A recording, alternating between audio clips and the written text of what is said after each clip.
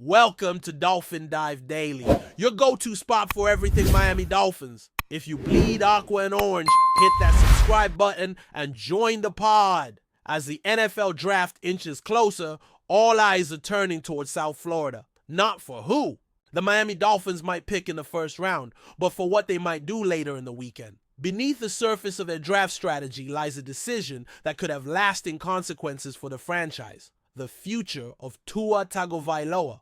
And while the Dolphins have publicly committed to their quarterback, there's a growing sense around the league that Miami may be quietly preparing for a different reality. There's no official statement, no dramatic headline, but behind closed outdoors, there's speculation swirling. The Dolphins could be eyeing a quarterback, not in the early hours of Thursday night's first round, but in the quieter, more telling rounds that follow, somewhere between pick 50 and 150. The Dolphins could signal their true intentions. A move like that wouldn't be just about depth, it would be about doubt. CBS Sports insider Jonathan Jones recently reported that Miami is firmly on the radar as a team that might pull the trigger on a quarterback during day 2 or day 3.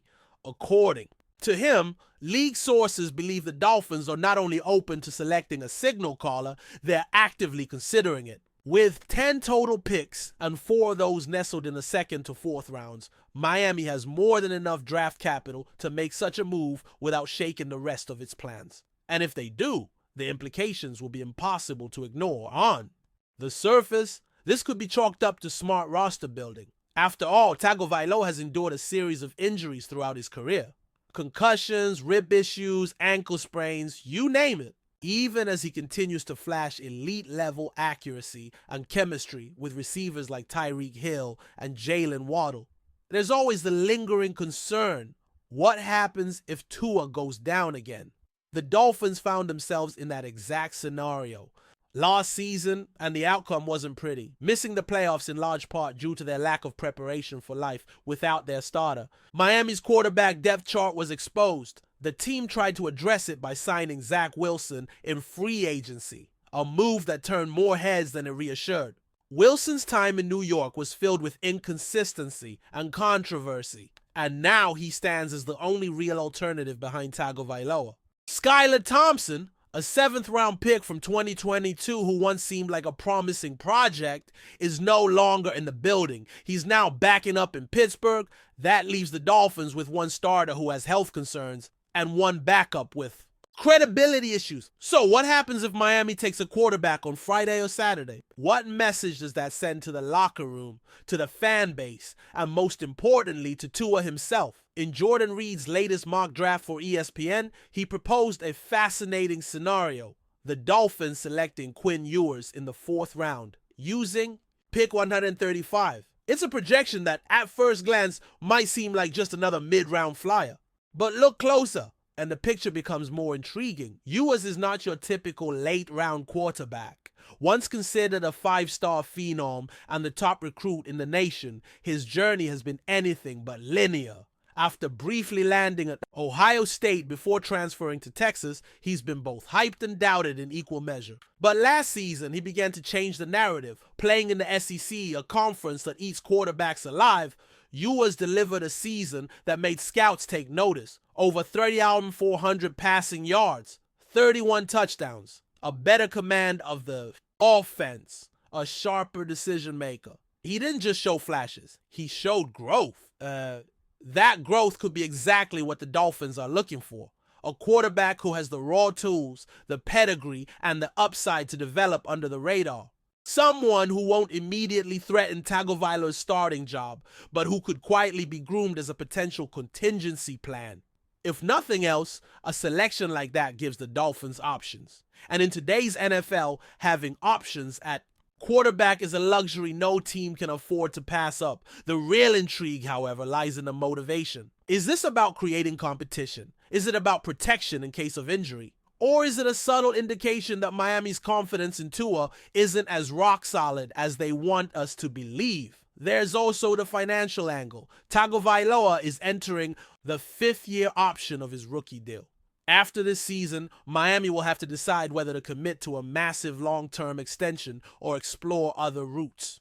And when teams approach that kind of crossroad, their draft decisions often reveal more than their press conferences ever will. Drafting a quarterback in the middle rounds, especially one with upside, buys time. It creates flexibility. It allows a front office to hedge without making headlines. And the Dolphins aren't alone. Other teams have taken similar routes in recent years. The Eagles drafted Jalen Hurts in the second round despite having Carson Wentz under contract.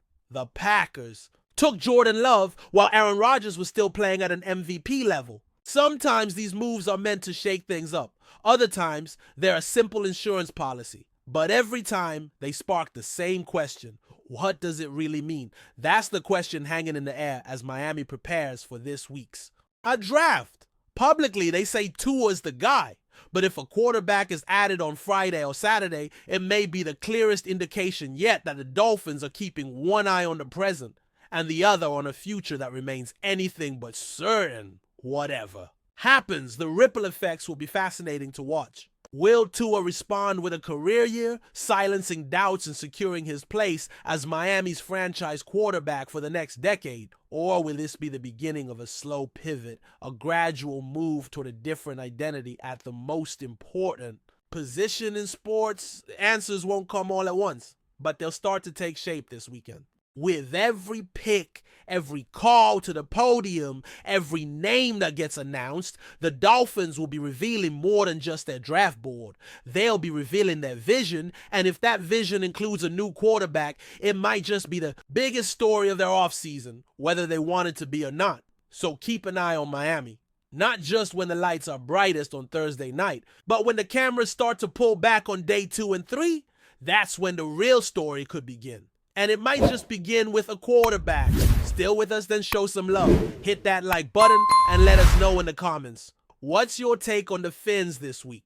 CeeDee Lamb is heading to Miami. And with that, the entire balance of power in the AFC just might have shifted. If you thought the Dolphins' offense was explosive before, buckle up. Because now it's about to become something entirely different. Something dangerous. Something uncontainable. The arrival of CeeDee Lamb in South Beach doesn't just give Tua Tagovailoa another weapon, it turns the Miami Dolphins into a full-blown offensive nightmare for every defensive coordinator in the league.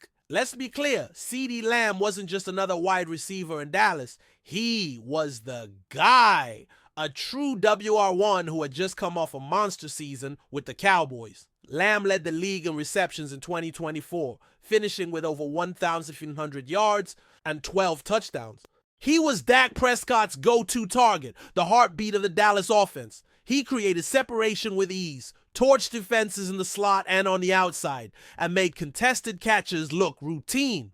And now he brings that entire skill set to a Dolphins team that already featured Tyreek Hill and Jalen Waddle. Yeah, that's right, Tyreek, Waddle, and CeeDee. So how did we get here? How did the Cowboys let their best offensive player walk out the door?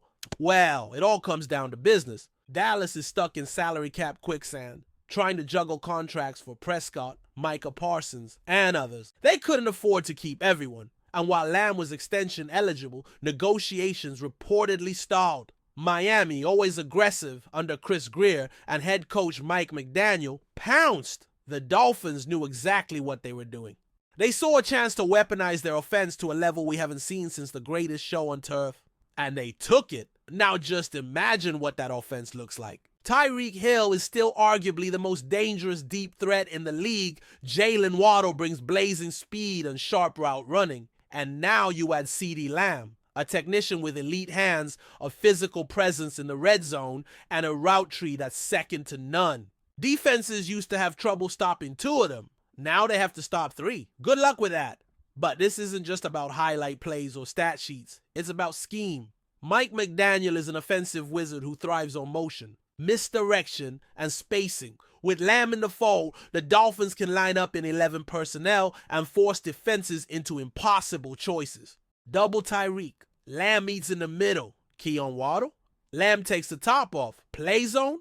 Tua will pick you apart with timing routes. Man coverage, forget it. Someone is getting embarrassed. This is going to create chaos. And not just on the field. This move is going to keep defensive coordinators up at night. It's going to shift how teams build their rosters. AFC rivals like the Bills, Jets, Chiefs, and Ravens are going to have to think differently. They'll need more corners, faster, linebackers, smarter safeties, because stopping the 2025 Dolphins is no longer a matter of effort. It's a matter of survival. And let's talk about Tua Tagovailoa.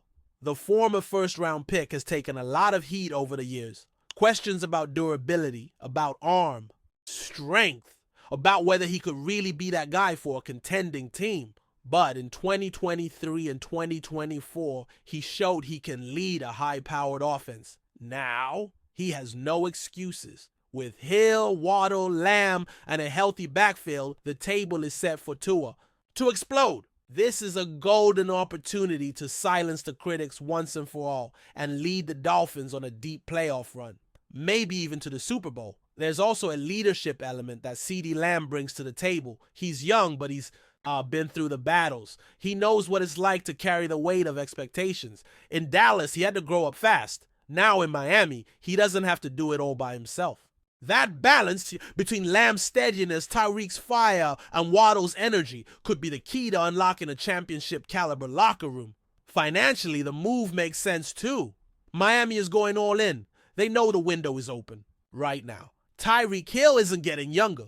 Tua is still on a manageable contract, and the AFC is loaded. You can't afford to be passive in a conference with Patrick Mahomes, Joe Burrow, Josh Allen, and Lamar Jackson. You have to attack. You have to be bold. And Miami was exactly that. This also changes the calculus for the rest of the division. The Buffalo Bills have dominated the AFC East in recent years, but they're undergoing a mini reset. The Jets still have questions surrounding Aaron Rodgers and that offensive line. The Patriots are rebuilding under a new regime. Suddenly, the Dolphins aren't just in the mix. They're the favorites. On paper, they have the best offense in the division, and maybe in the entire league. The move also shows how much the league has changed. The NFL is no longer about balance. It's about pressure, scoring, speed, overwhelm your opponent before they can respond. This isn't the grinded-out football of the past. This is fast break offense on turf. And Miami? They're now the front runners in that new era. Of course, questions remain. Can this team stay healthy? Can Tua handle the pressure of championship expectations? Will the defense hold up against the AFC's best? But one thing is undeniable. This move sent a message. Miami isn't here to compete. They're here to dominate. See, Lamb in aqua and orange is more than a jersey change. It's a cultural shift. It's the Dolphins making a statement that they're done waiting, they're done settling for wild card exits. This is about legacy, about chasing greatness. And with Lamb in the mix, the ceiling just got a whole lot higher. So yes, chaos is coming. Defensive backs, beware. Miami just lit the fuse. That's a wrap for today's dive. If you're loving the content, share it with a fellow Dolphins fan. Hit subscribe and turn on notifications so you never miss a splash. Fins up.